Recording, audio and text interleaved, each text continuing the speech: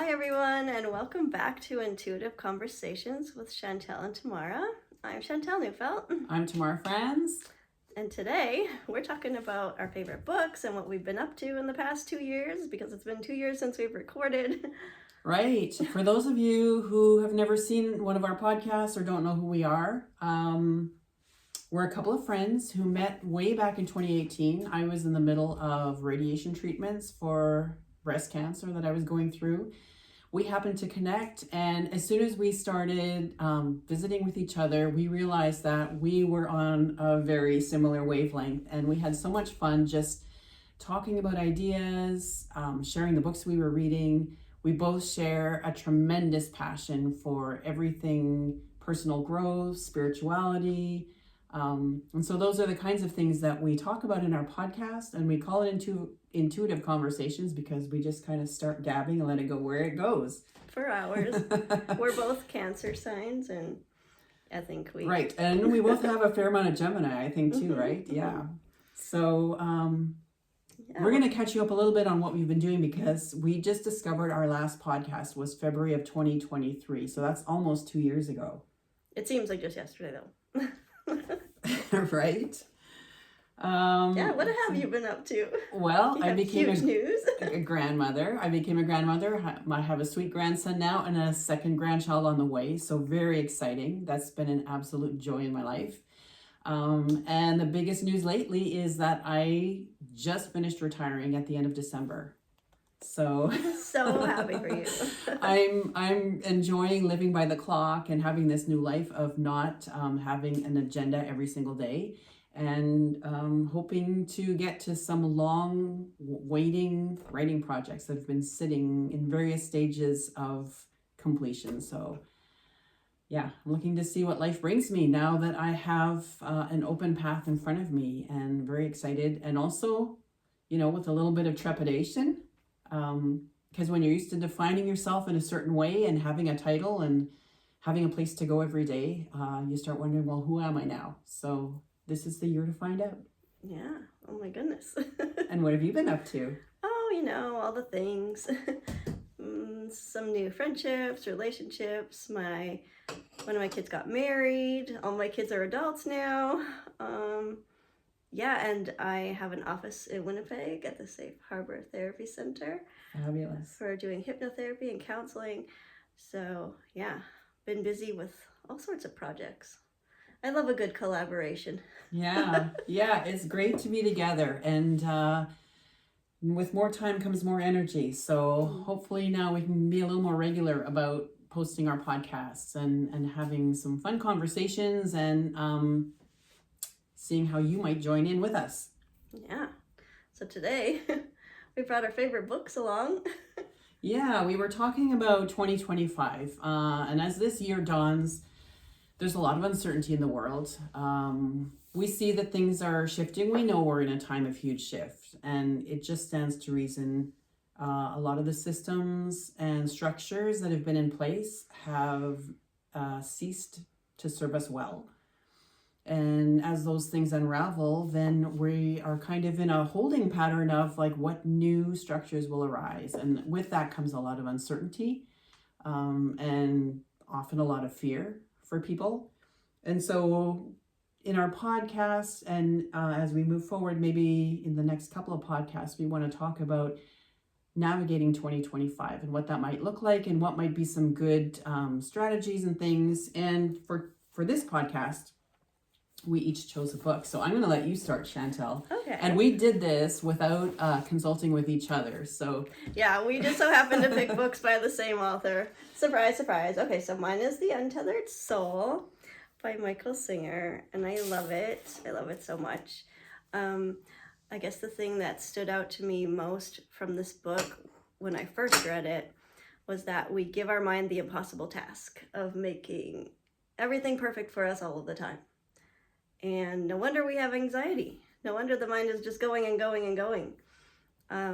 And so when I realized that, I was like, okay, so I can just give my mind a bit of a break. Like, it's just a computer. Like, it's okay to not be okay. And that was just a huge shift for me with anxiety. Let's see, I took some notes here. So the mind narrates the world for us to make the world more comfortable for us. And that makes sense. And often we ask, what should I do about it? Like when we have problems, we ask, what should I do about it? But instead, this book invites us to ask instead, what part of me is being disturbed by this? And who am I that notices this? So like you were just talking about, like, who am I now that I'm not, this title or... Well, I'm already hearing that this connects with some of the things we've talked about in the past, right? Like you are really into parts therapy. Oh, for sure. 100%. And so, so these different voices in your mind, what parts of you are they representing? And shoot, what was the other thing? I've lost my train of thought. It's just more like being in the observer role of life instead of being so like lost into it. Like this book talks about how our consciousness, our awareness is like sucked into vortexes of, like situations and fears and all that. And if we can just pull back and be in the observer seat, there is a lot more possibility for... That brought up, okay, this is where my thought was going that I forgot. It brought up for me the documentary, and for the longest time it was on CBC Gem, and if it's not there, you can find it on YouTube, The Divided Brain. With Ian McGilchrist, about the brain and the hemispheres and their different roles in mediating our reality and how we've become such a left brain world. And the left brain to me is where fear and ego reside. And so, we see the rise of ego and narcissism and the fear that comes with that, right? And the need to control. So that plays into exactly what this book is about.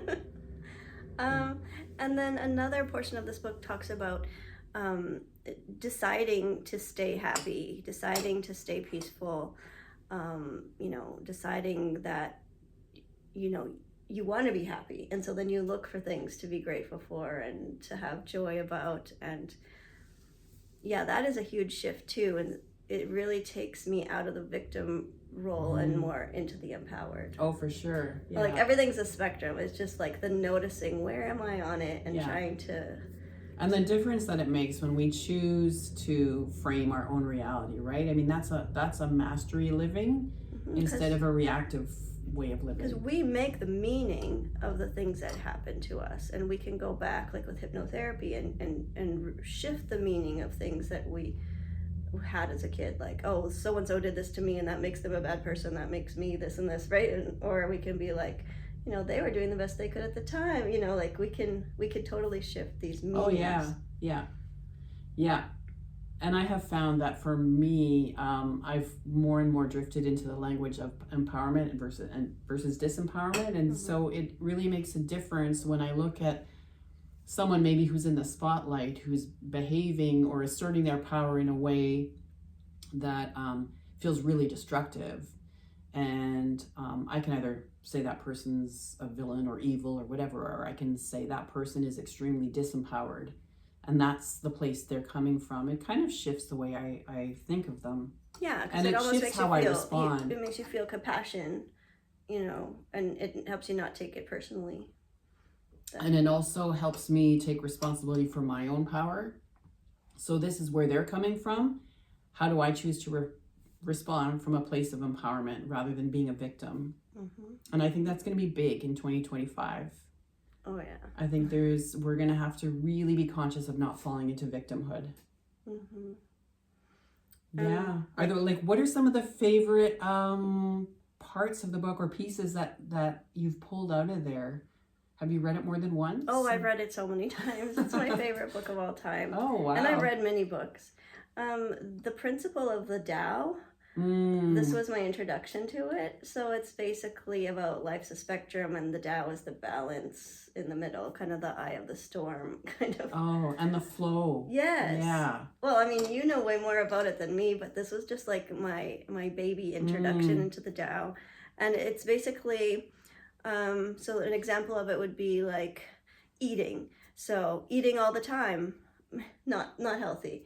Never eating, not healthy, right? So the Tao in the middle would be... The middle way, yeah. Yeah, would be eating in moderation, right? Or Relationships, if you spend all of your time together and you're like so attached, or sometimes we need our own space, we need time, but we don't want to always be alone, right? So the Tao of relationships would be like, we have time together and time apart. As Esther Perel, my new favorite teacher, would say, fire needs air.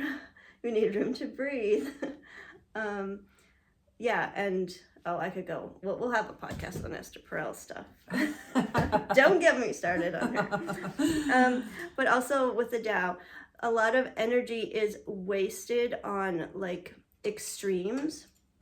One of the quotes I wrote down, it said, extremes will end up creating their opposite, and it's wise to avoid them. Oh, that's so what true. A lesson. Oh, yeah. Isn't it? Yeah, I love that. Well, and any of us who grew up in a dualistic belief system, right? Which most people who grew up in a Christian denomination, it's very dualistic, and there's the good and evil. And the Taoist way is more about what works, right? And letting yourself be carried by the flow of life, putting yourself in the current. And it's just so much more of a trusting way of living. Mm-hmm. And we were talking about your plans and about how, the universe might have some tweaks in those plans and how we need to be ready to flow with that. Like John Lennon said, right? Life is what happens while you're making other plans. Mm-hmm. Yeah.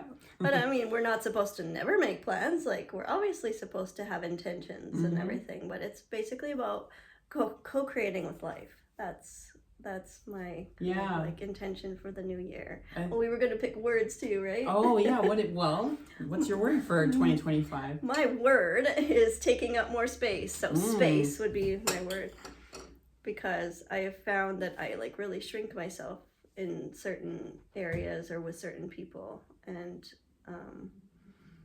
even in my family with my children and everything. And it's just like taking up more space, allowing myself to have preference and pivoting towards my preference. Yeah, there's so much conditioning around that, especially for women. Mm-hmm. Yeah, for sure. Well, my word for 2025 is trust fall. Because when you're charting out in a new phase of life, a new chapter that hasn't been written, and you're facing a blank page, I've had these moments of panic over the past year because I made my decision to retire probably almost a year ago, if not more. Mm-hmm. I announced it officially last April. But yeah, you start thinking about, like I said, who am I going to be now?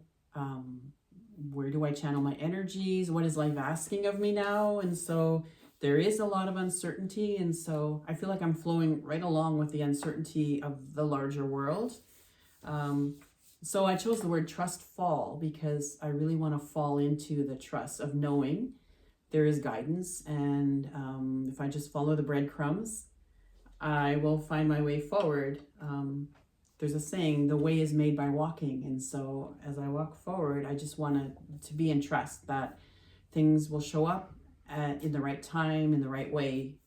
And in conjunction with that, the book that I chose is also by Michael Singer, The Surrender Experiment, which when I first read this book, and it's several years ago now, a number of years ago probably, I was just blown away. So this is Michael Singer's actual biography. And it starts with an experience that he had as a young adult. He was just barely in his 20s, a college student. And sitting on the couch one day with his brother-in-law, he all of a sudden, and searching for things to say because there was a lull in the conversation. There was this awkward silence. And he was frantically in his mind trying to pick up threads of a conversation that he could pull in and find something to break the ice. And he noticed what was going on in his mind, that this desperate scramble to make things right, to make things safe, to make things comfortable. This was what his mind was scrambling to do. And he was fascinated by it. But then it kind of became an obsession that he was conscious all the time of this voice and what it was doing. And so in his search to quiet the voice, he stumbled on meditation. And then he eventually adopted this attitude of, I'm just going to treat my life as a surrender experiment, that I know that whatever this voice is telling me, it's all about trying to be safe trying to control things. And I am just going to open myself and surrender to the flow, very Taoist, of what life brings to me. And it is just the most incredible story of things that were brought into his life, many of which he resisted at first. Because all he wanted was a quiet life of meditation in the woods so that he could pacify this constantly chattering voice in his head. He was out of his comfort zone. But life kept pushing him out of his comfort zone and bringing in people that pushed him out of his comfort zone and pushing him into situations that put and he just, I mean, it's almost like a Yes Man movie, right? Mm-hmm. He just kept saying yes to everything. But then the experiences that came out of that are just mind blowing. And so my recommendation for this year would be for everyone to read The Surrender Experiment, because I think we're going to have a hard time in 2025 and beyond if we don't learn to surrender to something larger than ourselves and to that fear-based need for control voice in our left hemispheres. And yeah, I just think we'll be saying plot twist a lot. Right? Doing a lot of improv, a lot of psychic improv. Yeah, but the great news is that when you read a book like this, you realize that even though the ego fears surrender above all things, that once you make the choice to surrender, the things that come out of it are beyond what you could have even imagined. A lot of people in relationships, you know, like if they can't find the one or whatever, as soon as they give up kind of a thing or surrender, right, that's when that person just automatically comes, because the universe can work with that instead of, you know, people have too rigid rules about like, this is exactly what I want in a person, or this is exactly what I want in a job. Then the universe can't really work with that and give you like, hey, you know, like this would actually be better for you, you know? Oh, we get so rigid. Yeah. Yeah, you're so right. And I've been following Sonia Choquette's stuff. I'm in her Good Vibes Club or Good Vibes Tribe, I think she calls it, this year. And she talks a lot about play, like how your intuition can speak to you and you can be in more flow when you're at play. Like Einstein said that was like his biggest regret was not playing more, because that's when all of his big ideas came to him. Right, absolutely, yeah. And how many times is it that like you're puzzling over a problem or trying to do some kind of a task and you get really stuck, and the more you try to force it, it's just frustrating, and then you go wash the dishes or go for a walk or something, and all of a sudden the answer just like floats into your awareness with effortlessly. And I think we've been really trained to effort our way through life, and I've done my share of trying to force things, and you know, you get this guilt around, I'm not trying hard enough, or like I need to Anthony Robbins my life a little more, right? And put in the effort and just force it, just like, you know, get tough with myself and have a mindset. And I want ease and flow in my life, and that's why the Trustful, it just is the vibe that I want to cultivate this year in my life. So it makes me wonder if anyone out there is watching and would like to put in the comments, like, what would be your word for 2025? I have a friend who every year picks a different word, and that's where the idea came for us to do this. And the one year when I was in cancer treatment, she came to me with the word intrepid. And I have a friend, I don't know if you can see the background, the quilt on my couch there. A friend quilted that for me when I was going through treatments. And so this friend put, you know, the word intrepid is on my quilt, and I just thought, what a wonderful idea to pick a word as a theme for your year to express what it is that you want to cultivate and pursue or open yourself to. And what did that word mean to you? Because like words mean different things to different people. Yeah, for me, it kind of brought this Joan of Arc energy into my, you know, like I'm not afraid. I was made to do this, or something like that. Her words, I think, were exactly, I am not afraid, I was born to do this. And so going into cancer treatments with that quilt, with all of my friends' good wishes on it wrapped around me, it just gave me the strength and fortitude. And yeah, it's a framing, right? It's a mind frame. And so it's part of this mastery living where you choose how you want to enter any circumstance, and in this case, an entire year. Yeah, I remember you talking to me way back then about like how much visualization was a part of your recovery. Oh yeah, for sure. Intentional visualization. Yeah. Yeah. Yeah, so then I think if you choose a word, right, like what do you visualize when you're thinking about taking up space? Are there images that really bring that to life for you in your mind? Well, I have been like tuning into like the archangels and like calling them in all directions, you know, like above, below, and like east, south, north, Taking up west. space? Yeah. Yes. And I feel like I could take up more space when I feel protected by my angels like that. Lovely. And so, like, I visualize colors with that. Steve Nobel has some guided meditations on Insight Timer that I've been listening to. I mean, they're a little woo-woo, but they are helpful to me. Hey, woo-woo is great. Woo-woo is probably what we need right now, right? We've gotten too stuck in rigidity, and we need a little woo-woo to... The subconscious mind communicates in strange things, colors and symbols and all that. So I'm all about it. Yeah.